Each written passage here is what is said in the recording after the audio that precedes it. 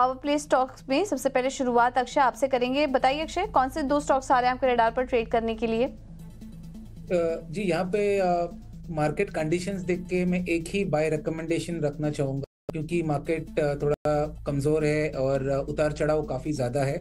तो आपको जो है ऑयल मार्केटिंग कंपनीज में बीपीसीएल को देखना है, जो आज डे लो के बाद अच्छा खासा डे ट्रेडिंग में रिकवर करा है। तो 580 का सपोर्ट बन के दिख रहा है बीपीसीएल में, जो एक 3-4 दिन का ट्रेडिंग सपोर्ट बेस तो क्लियर हो चुका है। अभी 620 ये आपका ट्रेडिंग टारगेट बनेगा, और थोड़ा आप ये ट्रेड में टाइम दे तो 650 ये आपका पोजिशनल टारगेट बनेगा। तो फिलहाल 620-25 का टारगेट हम बना के चलेंगे बीपीसीएल में, with a stop loss of 572। तो बाय करें BPCL for short term trading. तो बीपीसीएल शॉर्ट टर्म ट्रेडिंग के लिहाज से पसंद आता हुआ अक्षय जी को। बढ़ते हैं आगे, और कपिल आप बताइए, आपके रडार पे कौन सा स्टॉक है? जी, मेरे रडार पे यहाँ पे JSL जिंदाल स्टेनलेस का स्टॉक आता है, जो 698 पे ट्रेड कर रहा है।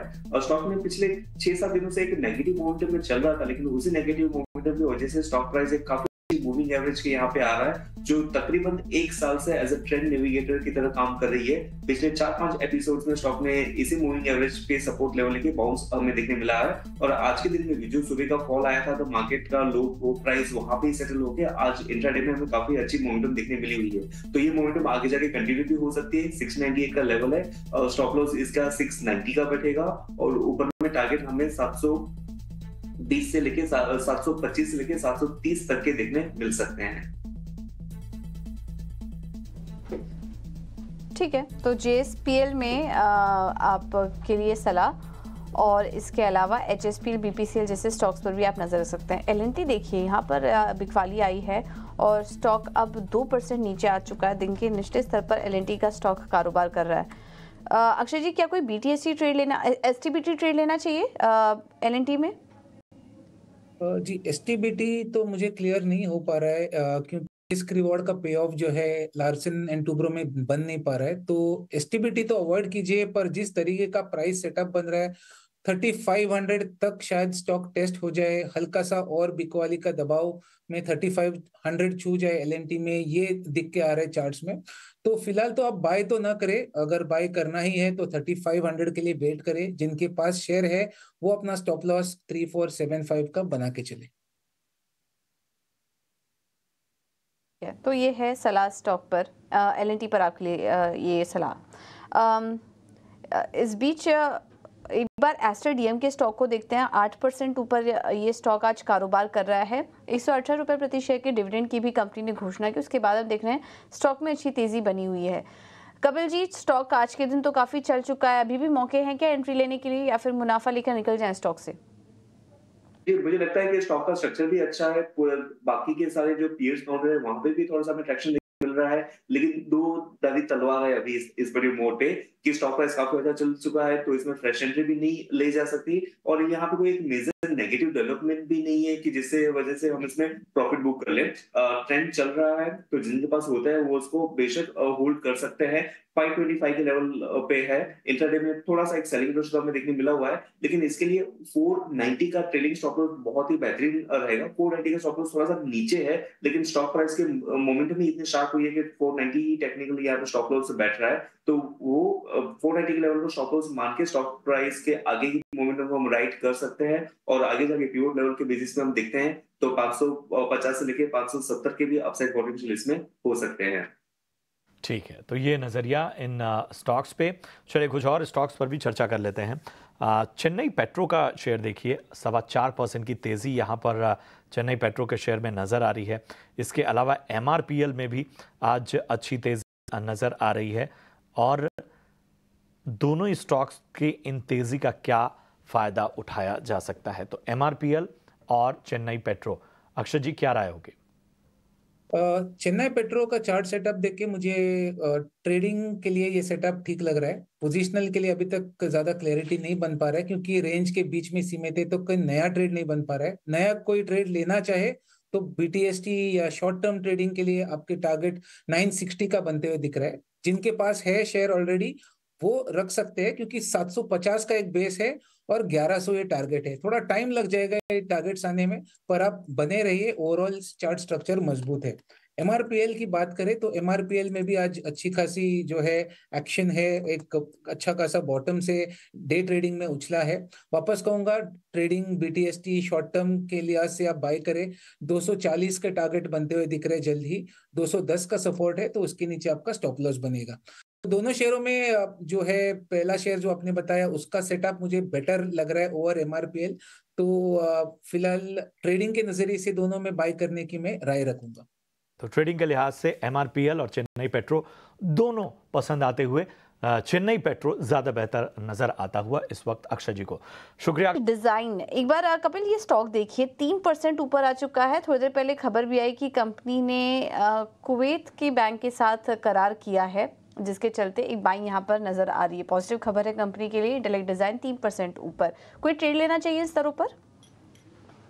जी, बेसिकली मध्यम स्तर की जो आईटी कंपनीज है वहां पे हमें तो सेलिंग प्रेशर तो काफी सारे स्टॉक्स में देखने मिल रहा है, लेकिन इंटेलेक्ट का जो रिलेटिव स्ट्रेंथ हम देख रहे हैं वो काफी अच्छी है, क्योंकि वो अपने ऑल टाइम हाई से थोड़ा ही अभी फिसला हुआ है, जिसको हम करेक्टिव डिक्लाइनिंग मोमेंटम कह सकते हैं। कोई मेजर ट्रेंड अभी भी पॉजिटिव है, उसके बीच में एक डिस्काउंट सेल काइंड ऑफ एक करेक्शन हम इसमें देख रहे हैं। स्टॉक प्राइस का जो आज का जो लो लेवल वो कहाँ ना कहाँ पे इसके जो प्रायर सपोर्ट लेवल थे 965 के लेवल के, यहाँ पे वहां से हमें रिबाउंड आते हुए दिखने मिल रहे हैं। लेकिन इस स्टॉक को IT sector as a whole अच्छा नहीं कर रहा है अभी, तो इसमें एक बड़े व्यू तो नहीं बना सकते, लेकिन ट्रेडिंग के लिहाज से स्टॉक में थोड़ा सा ऊपर में और भी हमें ट्रैक्शन देखने मिल सकता है। 1030 पे है और इसका नेक्स्ट इमीडिएट सपोर्ट लेवल कुछ 1076 के लेवल पे यहाँ पे हमें देखने मिलता है। तो यहाँ पे हम अभी हमारा जो समय अवधि है वो काफी लिमिटेड ही रखेंगे और नीचे में इसके 1000 के स्टॉप लॉस रहेंगे। ओके। और प्रेस्टीज एस्टेट्स में भी काफ़ी अच्छी तेज़ी आई है। स्टॉक में सुबह से ही तेज़ी थी, अब करीब करीब 2-2.5% ऊपर आ चुका है। किसी ने ट्रेड के लिए लिया हो अगर अक्षय जी, तो क्या करें? अब मुनाफा लेकर निकल जाए या फिर अभी और तेज़ी के लिए रुक सकते हैं प्रेस्टीज एस्टेट्स में? कोई बीटीएसटी या एसटीबी ट्रेड लेके जाना चाहिए इसमें? प्रेस्टीज देखिए, अगर शॉर्ट टर्म ट्रेडिंग के लिए आप ढूंढ रहे हो स्टॉक्स, तो बिल्कुल कल परसों के लिए 2 दिन का अगर आपका टाइम होराइजन है, तो प्रेस्टीज एस्टेट जो है एक अच्छे खासे ट्रेडिंग सपोर्ट से आज बाउंस बैक करा है। ट्रेडिंग के लिहाज से 1300 या 1325 ये 2 टारगेट आपके बनते हुए जल्दी दिखेंगे। आज का डे लो करीबन 1150 है, वो आपका स्टॉप लॉस रहेगा। तो ट्रेडिंग के नजरिए से आप प्रेस्टीज बाय करें या बीटीएसटी करें। और अगर थोड़ा लंबा नजरिया भी देखें, जहां पे 3 महीने की अवधि आप ये ट्रेड में ले सकते हैं, तो अभी भी चार्ट स्ट्रक्चर बहुत ही मजबूत है। शॉर्ट टर्म थोड़ा चौपी है, 1100 और 1300 का रेंज में सीमित है स्टॉक, पर ओवरऑल सेटअप प्रोजेक्ट कर रहा है कि शायद 3 महीने के बाद 3 to 5 मंथ्स में 1450 से 1500 स्टॉक रिविजिट हो सकता है, जो करीबन इसके ऑल टाइम हाई लेवल है। तो होल्ड करिए अगर आपके पास शेयर है। ट्रेडिंग का तो मैंने आपको टारगेट स्टॉप लॉस दे दिया है, तो दोनों ट्रेडिंग या लॉन्ग टर्म निवेश के लिए प्रेस्टीज एस्टेट में रिकमेंड करना चाहूंगा। ठीक है, तो ये नजरिया रणनीति इन स्टॉक्स पे। चलिए कुछ और स्टॉक्स को भी अपने रडार लेकर आते हैं। टाटा स्टील आज हम देख रहे हैं कि लगभग 1.25% की गिरावट यहाँ पर नजर आ रही है। एक बार आपके लिए कॉनकॉर भी सामने लाएंगे। कॉनकॉर कंटेनर कॉर्प में हम देख रहे हैं कि यहाँ भी लगभग 2% की गिरावट नजर आ रही है। तो कॉनकॉर और टाटा स्टील, कपिल क्या व्यू बन रहा है? अभी जो मार्केट को मजबूती मिल रही है वो स्टील सेक्टर से या फिर कमोडिटी सेक्टर में बोल सकते हैं। एक केस में आपका स्टील सेक्टर भी आ गया, उसके बाद में आज गैस सेक्टर भी हम देखने मिल रहे हैं। तो ब्रॉडली काफी दिनों से हम इस सेक्टर में काफी मोमेंटम ज्यादा दिख रहे हैं। हालांकि नॉन फेरस साइड मोमेंटम ज्यादा है, मेटल के साइड से मोमेंटम कंप्लीटली कम रही हुई है, लेकिन स्ट्रक्चर उनका भी काफी पॉजिटिव में ही रहा हुआ है।